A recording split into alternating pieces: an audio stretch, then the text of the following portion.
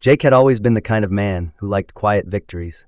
He mowed his lawn every Saturday morning at precisely 8 a.m., not because he cared what anyone thought, but because he enjoyed the rhythm of routine. His backyard, a sanctuary of koi ponds, flower beds, and carefully trimmed hedges, was the one corner of the world he could still control.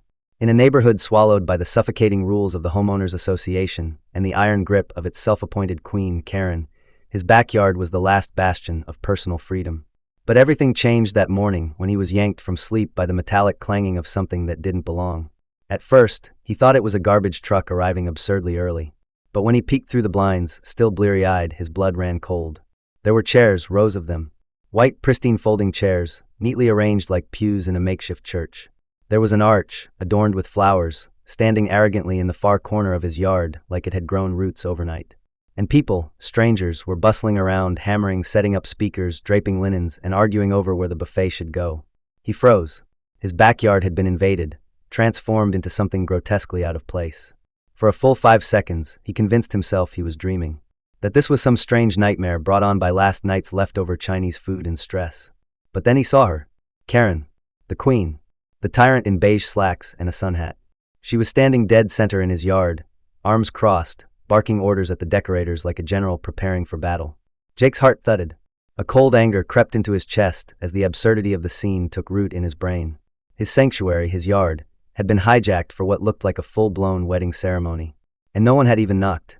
He threw on a hoodie, shoved his feet into mismatched slippers, and stormed out the back door.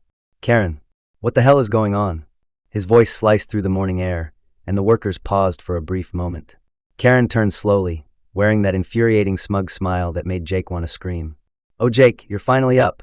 We were beginning to worry you'd sleep through the whole thing," she said, waving her hand as if everything was perfectly reasonable. "Sleep through what? This is my backyard, Karen. Why is there a wedding being set up here?" "Don't be so dramatic," she laughed, already turning away. "It's just for today. My daughter's wedding, remember? The board approved it weeks ago." Jake blinked, stunned. "No, I don't remember. Because I wasn't asked. Because this is my property." Karen sighed like he was a toddler throwing a tantrum. "Jake, we sent out notices. This is a community event. You should feel honored to be chosen." Honored. That word made something inside Jake snap. He scanned the yard again. There was a DJ setting up massive speakers near the koi pond. A catering van had pulled into his driveway, and someone was wheeling a portable toilet onto his front lawn. His fists clenched. "I don't care what notices you sent. I never agreed to this. Get it out. All of it. Now." Karen's smile thinned. Her mask slipped, just a crack. "Jake, you're making this unnecessarily difficult.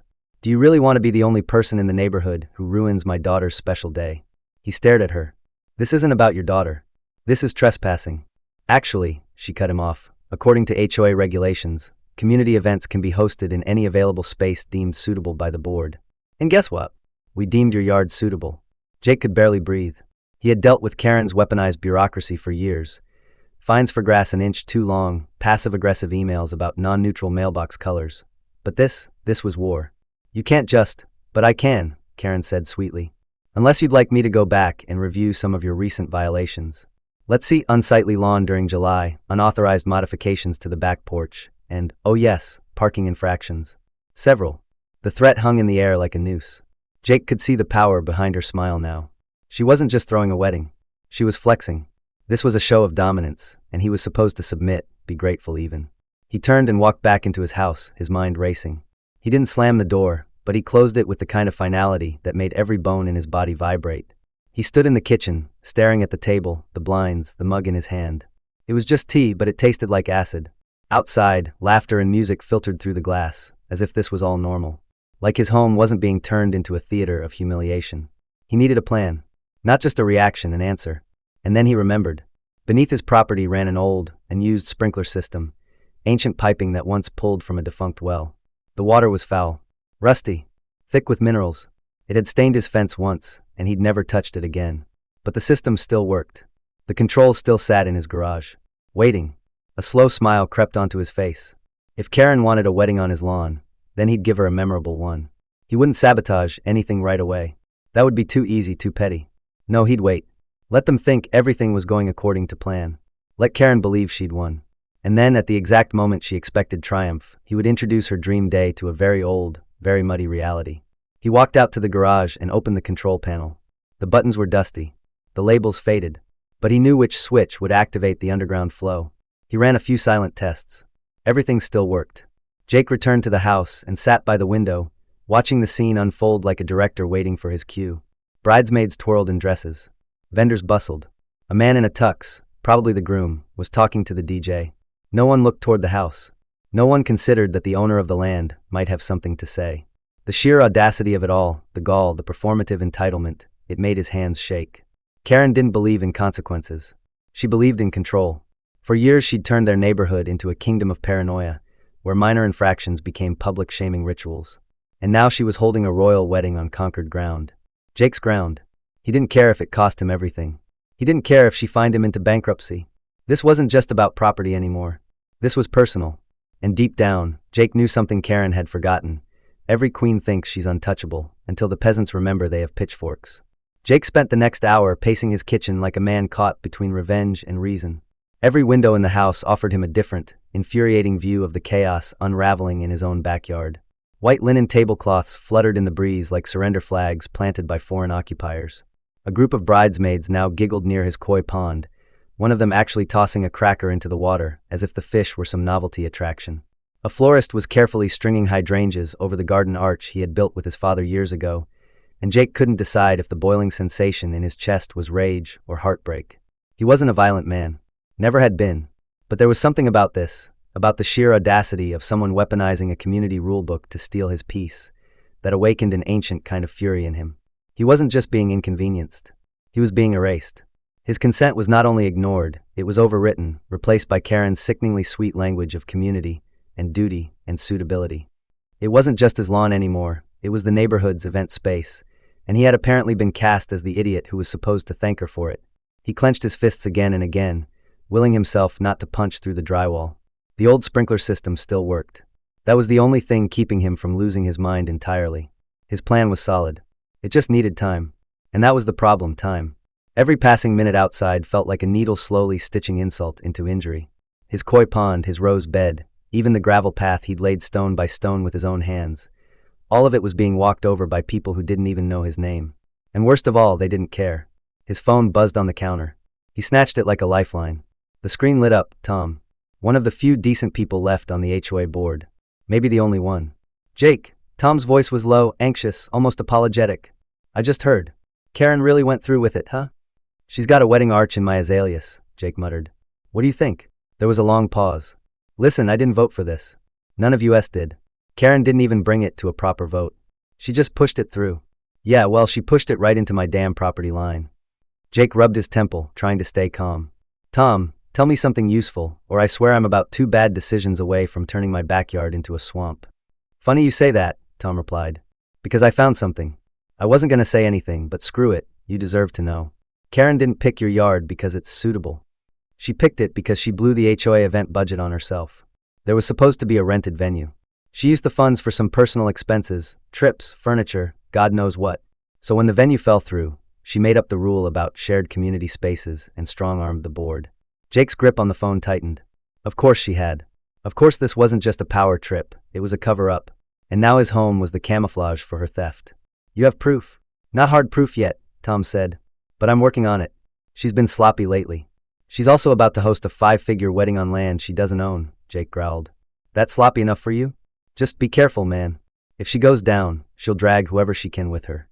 She already dragged me, Jake said. But thanks, Tom. This helps. He ended the call and set the phone down. Outside, the DJ was testing the sound system, playing some pop song that grated against every one of Jake's nerves. He watched as the caterers lined up silver trays, steam already rising from the warming dishes.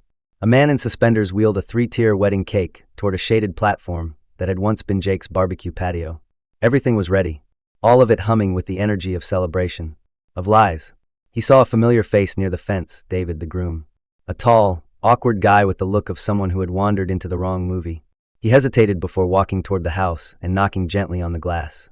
Jake opened the sliding door just enough. If you're here to apologize, don't. It won't make any of this less illegal. David raised his hands. I get it. I really do. I didn't know this was someone's house until this morning. That's how she operates, Jake said. Doesn't ask. Just assumes. I figured we had a venue. I mean, Karen showed us pictures. I thought she booked something. She did. My backyard. Without booking. Without even knocking. David sighed and looked down. You're not the only one she manipulates. Stephanie, my fiancée, she wanted a small wedding. Karen turned it into this.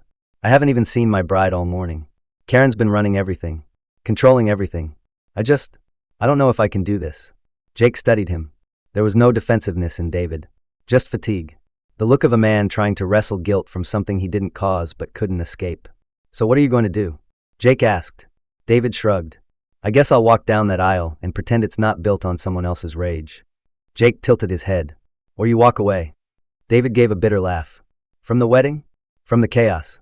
From the woman who thinks rules exist for other people. That's your future mother-in-law, David.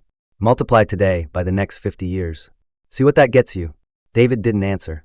He just nodded slowly and walked away. Jake closed the door and leaned against it. He almost felt sorry for the guy. Almost.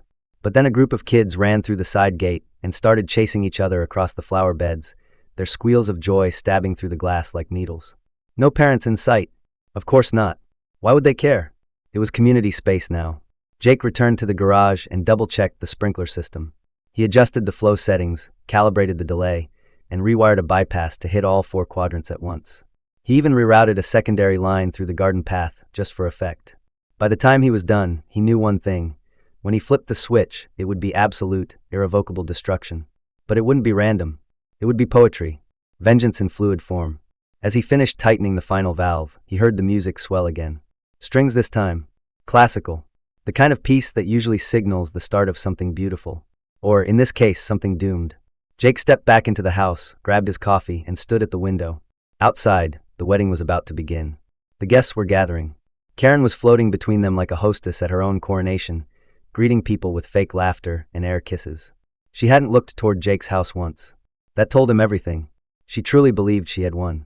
And that made her next fall all the sweeter. The sun had reached its peak, casting long, glowing beams through the trees that bordered Jake's backyard. The sky was cloudless, a flawless dome of blue that, on any other day, would have made him want to grab a beer and sit outside with a book. Today it mocked him. It was too perfect, too cooperative, as if nature itself was conspiring with Karen to turn this wedding into a magazine spread. From his window, Jake could see the guests beginning to arrive in droves. They spilled in through the side gate, stepping over the threshold into what they surely assumed was an upscale, rustic outdoor venue. They had no idea they were standing on stolen land, sipping cocktails served by caterers who parked in Jake's driveway without so much as asking. Women in sequin dresses floated across his lawn. Men in tailored suits checked their watches and adjusted their ties. Every inch of grass had been claimed. The koi pond had turned into a photo booth backdrop, complete with pastel paper lanterns dangling above it. The irony of it all made Jake grind his teeth. But he waited. That was the hardest part. He had the switch prepped. The sprinkler system was wired, the rusty water was pressurized in the pipes, and every nozzle on his property had been calibrated to blast in full force. One flick and everything would transform, chairs, dresses, floral arrangements, dinnerware, into collateral damage. But the moment had to be perfect. He knew it couldn't be now. Not when the guests were still milling around, exchanging pleasantries and clinking glasses. If he struck too early, Karen might recover, rally her army of decorators and minions, and salvage enough of the ceremony to call it a success. He didn't want a minor inconvenience. He wanted an event-ending catastrophe. And so he watched. Every movement.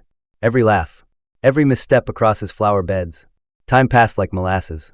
Jake stayed near the window, occasionally sipping his coffee, though it had long gone cold. He didn't care. The bitterness on his tongue matched the mood inside his chest.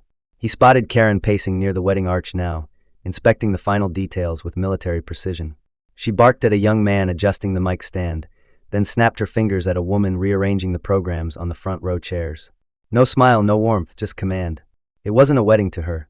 It was a spectacle, a performance, and she was the star. Jake's jaw clenched as he saw her laugh with a woman who looked like a distant aunt of the bride.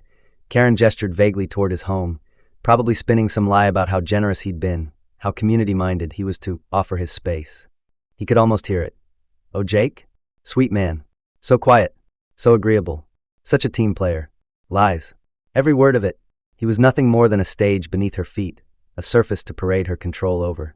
He shifted his attention to the DJ, who had just received a subtle cue from Karen and now began playing a soft classical tune. The guests began to move toward the makeshift aisle. Chairs filled quickly. The buzz in the air shifted into something more anticipatory, reverent even. This was it. The prelude. The moment everyone held their breath for. Bridesmaids began to line up near the side gate, adjusting each other's hair and dresses. Jake noticed one of them dab her eyes already, overcome by emotion. It almost made him laugh.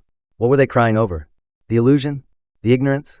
The sheer gall of celebrating something beautiful built on something stolen? His hand hovered near the switch. Not yet. The processional music began. A string quartet version of something romantic and vague. The bridesmaids took their first steps down the aisle, each one walking slowly, deliberately, smiling as guests turned to look. Phones rose. Cameras clicked. This was Karen's dream playing out in real time. Jake felt his pulse quicken. The water was primed. The pipes underground throbbed with silent pressure, like veins ready to burst. He glanced at the far corner of the yard, where the wedding cake, a towering monstrosity of sugar and ego, stood beneath a white canopy. He'd seen them set it up earlier. 3 tiers, delicate sugar flowers, a little plastic couple on top. Karen's idea of perfection. His idea of a target. The music swelled slightly. The guests stood. That was the signal. It was time. The bride was about to make her entrance. Jake's fingers brushed the switch. He felt the click before he heard it. A low gurgle rolled beneath the ground, so faint it could be mistaken for wind. A moment later, the hiss began. Soft at first. A whisper from below. Then, with a sudden burst, the first sprinkler erupted. And then another. And another. Within 5 seconds, the entire system detonated in unison. A chorus of rotten, brown water exploded from the lawn, arcing into the air like filthy geysers. The first rows were hit immediately. Guests screamed as their designer suits and silk dresses were drenched in sludge. The water, thick with rust and sediment, painted the white chairs in streaks of orange and brown. The aisle, once lined with flower petals, transformed into a muddy river.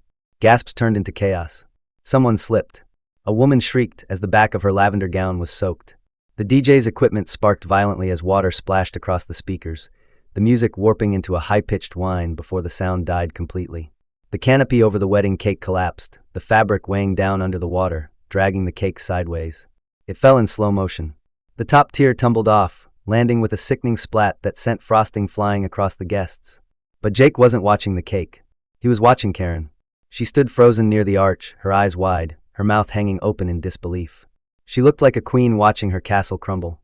The control, the order, the elegance, gone in an instant. Mud clung to her heels.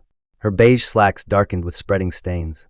She turned, searching for someone to blame, someone to scream at, and that's when she looked toward the house. Jake stepped outside, calm, composed. He didn't speak at first. He let her absorb it, let the reality settle over her like the dirty water now soaking her throne. You, she hissed, stumbling toward him across the saturated lawn. You did this. Did I? Jake tilted his head, expression flat. Looks like a plumbing issue. You destroyed everything, she screamed. My daughter's wedding, ruined. You mean my backyard? He replied. The one you took without asking? Without even knocking? Guests were starting to whisper. Phones were out now. Filming. Karen faltered. You think this makes you a hero? No, Jake said. I think it makes me a homeowner. One who got tired of being walked on. Behind Karen, the bride finally emerged, Stephanie. Her gown, pristine seconds ago, was instantly soaked as she stepped into the flood zone. The bottom of her dress turned dark, lace curling with the moisture. She gasped, stumbling back, lifting the hem in vain. What is happening? She cried. Jake said nothing. He watched. Karen turned to her daughter, flustered. It's fine, sweetheart, we can fix this. Fix this? Stephanie's voice cracked. Where are we? This isn't a venue. This is someone's house. Sweetheart, You lied to me. Stephanie shouted, mascara running now. You told me it was handled. You told me it was ours. Karen reached out, but her daughter stepped back. Don't. Just don't. And then came David. He walked slowly through the wreckage, eyes fixed on Stephanie, then on Karen. I think this is it, he said quietly. This isn't a wedding anymore. This is a warning. Karen tried again, but he shook his head. I can't do this. I can't marry into this. The silence that followed was heavier than the rain of filth still pouring from the sprinklers. Jake stood at the edge of the porch, arms folded, watching Karen's perfect day dissolve into ruin. And he didn't smile. Not yet. There was more to come. Karen stood frozen in the middle of Jake's backyard, her once meticulously ironed blouse now clinging to her frame in soaked patches, streaked with rusty water and panic. Her carefully styled hair had lost its volume, frizzed at the edges, weighed down by the mist still spewing from several stubborn sprinkler heads. All around her, the remnants of the wedding collapsed like the ruins of a toppled empire. Guests scrambled toward the gate, high heels sinking into the mud, their pastel dresses now stained and heavy. A toddler cried while clinging to his mother's ruined dress. An elderly man cursed as he tried to rescue his soaked shoe from the sludge. The wedding cake had fully collapsed by now, its remains smeared across what was once a polished parquet dance floor. Cables from the DJ's equipment lay lifeless and tangled, shorted out completely. The music had stopped, but the noise had only just begun. Voices overlapped in disbelief, in anger, in ridicule. Stephanie, the bride, was standing stiff near the floral arch, what was left of it. The roses had absorbed the dirty spray like sponges, petals now mottled and drooping. Her dress, once a gleaming white canvas, looked like it had been dragged through a junkyard. She wasn't crying anymore. Her face had gone pale, and her eyes stayed fixed on Karen, as if trying to understand the scale of the lie. Karen spun, trying to rally the few remaining vendors. "Move the decorations inside," she snapped, pointing toward Jake's house without even looking at him. "We can salvage this, set up the reception inside." "You mean my living room?" Jake's voice sliced through the air like a razor. He stepped off his porch, boots squelching in the muck. "That's not happening." Karen's head whipped around. "We had an agreement." "We had nothing," Jake said calmly. "You broke onto my property, weaponized fake bylaws, and now you're trying to break into my house." "Don't be dramatic," Karen snapped. "These people traveled. This is my daughter's big day." "No," Jake corrected her, pointing at Stephanie. "That's her day. You just hijacked it." Stephanie flinched, eyes wide. "Mom, is that true?" "Sweetie, I did what I had to do.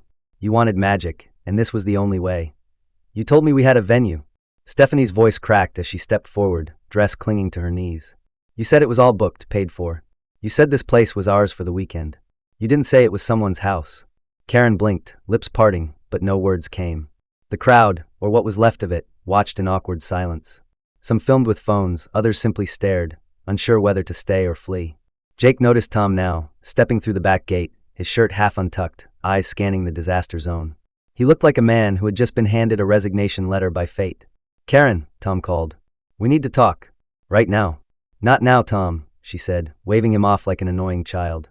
"Yes, now," he insisted, walking up to her, stepping over ruined flower petals. "I just got off the phone with Janet and Marcus. The rest of the board. They didn't authorize any of this. And now they've got half the neighborhood texting them, demanding answers. There's talk about misused funds, forged approvals. You want to explain that?" Karen paled, the blood visibly draining from her face. "Don't be ridiculous." "Then you won't mind an audit," Tom said, arms folded. "Full review. Financials, emails, everything." The murmurs among the remaining guests grew louder. Jake noticed several people inching closer, not to help, but to hear. To watch. They weren't at a wedding anymore. They were at a scandal. "This is absurd," Karen said, her voice rising to hysteria. "You're all just trying to embarrass me." "You embarrassed yourself," Jake said flatly. "I just turned on some water." "You'll pay for this," she hissed, stepping closer to him, her shoes squishing into the muck. "You have no idea what you've done." Jake didn't flinch. "No, Karen. You have no idea what you've done. To your daughter. To this community. And to yourself." David appeared again near the trellis, his tux now streaked with mud. He looked like a man who had walked through war. "Stephanie," he said quietly, "I think we should call it." "What do you mean?" she asked, her voice barely audible. "I mean, this isn't a wedding. It's a meltdown. A preview. And if I'm honest with myself, I can't marry into this. Into her." Karen gasped, spinning toward him. "David, don't do this. Don't throw everything away because of a bad day." "This isn't a bad day," he replied. "It's the result of every red flag I ignored. And I'm not doing that for the rest of my life." He turned to Stephanie. "I'm sorry." Then he walked away. Just like that. No drama, no shouting. Just quiet, resigned clarity. Stephanie didn't chase him. She stood frozen in place, fists clenched, trembling. The moment hung in the air like a sentence waiting to be read aloud. Karen stood in the middle of it all, soaking wet, speechless, surrounded by the ruins of her fantasy. Then the sirens came. A soft wail in the distance, growing louder. A moment later, a police car pulled up to the curb out front. An officer stepped out, adjusting his belt, scanning the scene. Another emerged behind him. One of the vendors must have made the call, Jake thought. Maybe about the chaos. Or maybe about the unpaid invoices. The lead officer approached Karen. "Ma'am," he said, "we've received reports of an unauthorized event on private property and possibly some financial irregularities connected to HOA funds. We'd like to ask you a few questions." "This is a misunderstanding," Karen stammered, stepping back, eyes wide with disbelief. "This was all properly approved." "By who?" the officer asked. "The homeowner didn't consent. The HOA board says they weren't informed. And several vendors are claiming non-payment." Karen's mouth opened, then closed. She had nothing. No papers. No alibis. No defense. Jake watched, not with glee, but with the calm satisfaction of a man whose voice had finally broken through a wall of bureaucratic nonsense. He didn't need to shout. He didn't need to gloat. Reality was doing the work for him. Tom stepped beside him, shaking his head. "This is gonna unravel fast," he murmured. "The board already wants a vote to dissolve the HOA. After this, they'll have the numbers." "Good," Jake replied. "It's time." Karen was led to the side, her voice trembling as she tried to talk her way out of it. But the officer was already writing something in his notebook. The spectacle was over. The queen was dethroned. The stage was mud. And Jake, for the first time in years, felt something close to peace. The wind shifted slightly, carrying with it the fading scent of spoiled frosting and wet grass. As he turned back toward his house, he heard the faint sound of someone clapping. Slow, measured. It came from near the fence. A neighbor, one of the quiet ones. They met eyes. The man nodded. Jake nodded back. Sometimes justice didn't need a speech. Sometimes it just needed the truth. And a little bit of dirty water. The following morning arrived with an eerie stillness that blanketed the entire neighborhood like fog. The sun rose gently over the rooftops, casting a soft amber light on the shattered remains of what was supposed to be a wedding. Jake stood in his backyard with a mug of hot coffee in one hand, the steam rising lazily into the cool air, blending with the smell of damp earth, rotting flowers, and whatever was left of the overpriced three-tier cake now embedded into the lawn. The water had mostly drained, though the mud remained, a thick, clinging presence that refused to be ignored, just like the memory of yesterday. His lawn was no longer the manicured, sacred space he'd spent years cultivating. It had become a battlefield. Torn chair legs stuck out from the mud like the bones of fallen soldiers. Satin ribbons dangled from the skeletal remnants of the flower arch, fluttering gently in the breeze like ghost flags. The koi pond was murky, disturbed, though a few of his fish had miraculously survived, gliding through the opaque water as if nothing had happened. Jake took a sip from his mug and let the silence settle over him. It wasn't just the silence of a Sunday morning, it was the absence of tension. No HOA patrols cruising by. No Karen pacing her sidewalk with a clipboard, squinting at mailboxes. No surveillance cameras pivoting from her porch like robotic vultures. Just birdsong, wind, and the occasional barking of a faraway dog. It felt strange, almost unfamiliar. Peace after a war always did. Across the street, Karen's house was dark. Curtains drawn, no movement. Jake had half expected her to emerge in dramatic fashion, sunglasses on, pretending nothing had happened. But she hadn't. Not last night, when the police car drove her away for questioning. Not after the HOA board convened an emergency meeting, one that ended in an overwhelming vote to suspend Karen pending a full audit of her tenure. Not even when a tow truck arrived before dawn to remove the catering van still blocking Jake's driveway. She had vanished. Or at least, she was hiding. And Jake couldn't decide if that made her a coward, or just someone who finally realized the empire she'd built had collapsed under the weight of her own ego. He walked a slow lap around his yard, inspecting the damage like a farmer after a flood. It was bad, but not irreparable. The sprinkler system needed to be flushed and buried again. The grass would take months to heal, but it would grow back, unlike reputations. Karen's name was now a punchline in whispered conversations. Jake had received a dozen messages overnight from neighbors he barely spoke to, all expressing the same sentiment. "We're sorry. We should have said something sooner. You did the right thing. Thank you." He hadn't responded to any of them. Not because he wasn't grateful, but because he didn't quite believe it yet. These were the same people who had voted her in, year after year. Who had looked the other way while she rewrote community rules to serve her whims. Who had told Jake to let it go when she fined him for a fence that was half an inch too high. Now they wanted to pretend they'd always been on his side. He didn't hold grudges, but he remembered truths. His phone buzzed on the porch railing. A message from Tom. HOA final vote today. 3 p.m. Community Center. You coming? Jake typed a simple reply. Wouldn't miss it. Then he heard footsteps approaching from the driveway. He turned to find David, the almost groom, walking up slowly, hands in his jacket pockets, looking far less ruined than he had the day before. There were still dark circles under his eyes and a wrinkle in his shirt collar, but his steps were steady. "Didn't think I'd see you again," Jake said without malice. David shrugged. "Didn't think I'd come back either. But I guess I needed closure. Wanted to see the aftermath for myself." Jake gestured toward the mess. "Welcome to Ground Zero." David gave a short laugh. "Hard to believe all of this was real. Feels like some fever dream." "It was," Jake replied. "A fever named Karen." David nodded, then fell quiet for a moment. "Stephanie called me last night. I didn't answer. I didn't know what I'd even say if I picked up." "You don't owe her an explanation," Jake said. "She stood by while her mom steamrolled everyone. Intentional or not, that's enabling." "I know," David sighed. I wanted to believe we could be different. But when the dress was ruined and everything fell apart, she didn't cry because the wedding was destroyed. She cried because people were watching." Jake raised an eyebrow. "That tells you all you need to know." David looked around the yard, taking it all in. "You know, I owe you. I mean it. What you did, most people wouldn't have the guts. Jake tilted his head. I didn't do it for you. I know, David said. But you still saved me. Maybe not on purpose, but you did. If yesterday hadn't happened, I'd be waking up right now as part of that family. And 5 years from now, I'd be hollowed out and too scared to leave. Jake didn't respond. He didn't need to. The quiet between them was enough. Then David pulled something from his pocket, a folded piece of cardstock, water-damaged at the edges. Found this in my suit jacket this morning. It's the seating chart. Karen had me memorize it. Every name, every table. He handed it to Jake. Thought you might want a souvenir. Jake took it, glanced at the list of names, and chuckled. Table 6 was sitting directly in the splash zone. Yeah, David smirked. And Table 9 was her prestige table. HOA members, neighborhood donors. Got front row seats to the collapse. Poetic, Jake said. Very. They stood in silence again, then David turned to leave. Well, I think I'm gonna hit the road. Take a long drive, maybe get lost on purpose. Jake nodded. Drive safe. David paused, then looked back one last time. You should rent this place out. Real weddings, you know. Charge extra for trauma insurance. Jake laughed. It was the first real laugh he'd let out in days. Not in a million years. After David left, Jake returned to the porch, seating himself in his usual chair, the one with the perfect view of the fence line. Hours passed. A few neighbors came by to drop off apologies or help clean up. Jake politely declined most of them. He didn't need help, he needed memory. He needed every shard of broken decor, every muddy footprint, every slanted chair leg to stay exactly where it was for now. He needed to look at this place and remember what it took to reclaim it. At exactly 2:45 p.m., he got into his truck and drove to the community center.